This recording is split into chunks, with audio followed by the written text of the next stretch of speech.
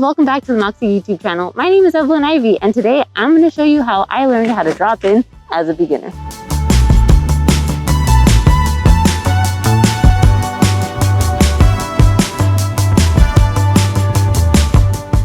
So we're in the skate park. The first thing you want to do is find a place to pump, whether that be a place like this behind me, where you're going to be pumping back and forth, and you want to feel the impact of when you come back up and go back down.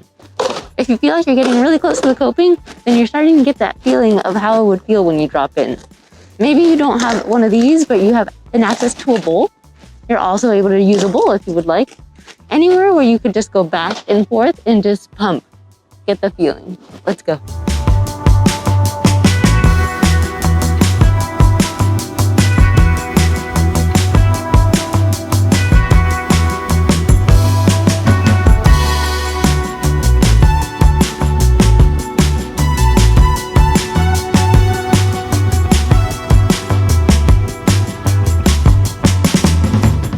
All right, friends, so we just finished pumping back and forth and getting a feel of that back tire touching the back of the coping.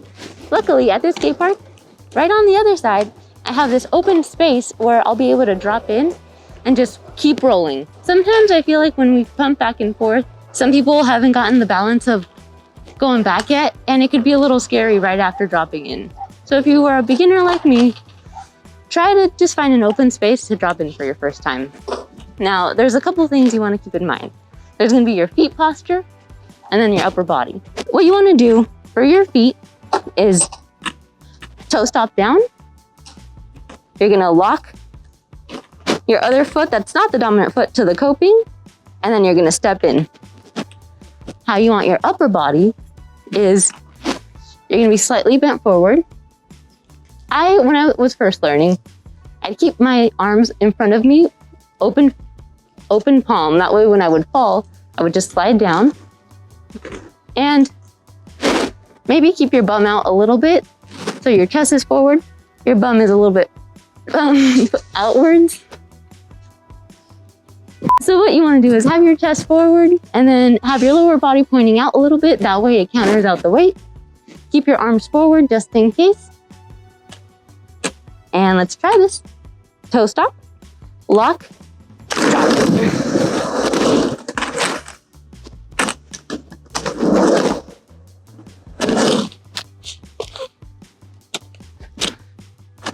Let's do it one more time. So, toe stop, lock, and drop. Something I forgot to mention is when you're dropping in, you're gonna wanna keep your legs staggered as soon as you drop in. So when your dominant foot is gonna go in, just keep in mind, staggered.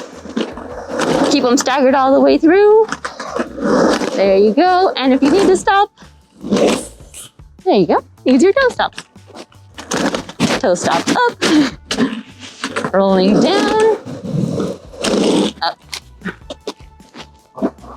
By the way, friends, you do not need slide blocks to learn how to drop in. Once again, you do not need any kind of slide block to learn how to drop in. You got this.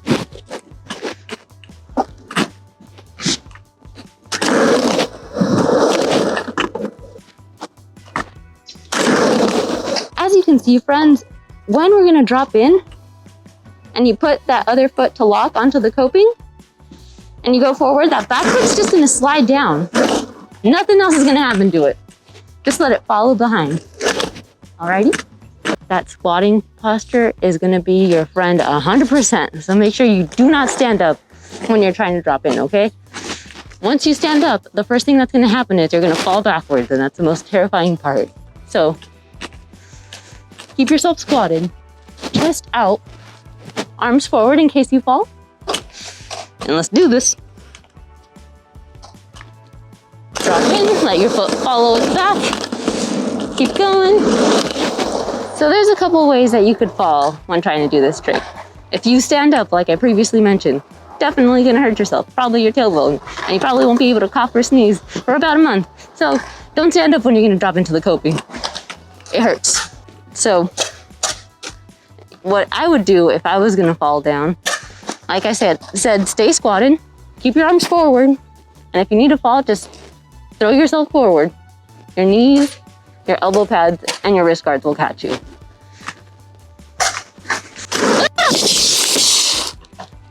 Cool, it was not scary.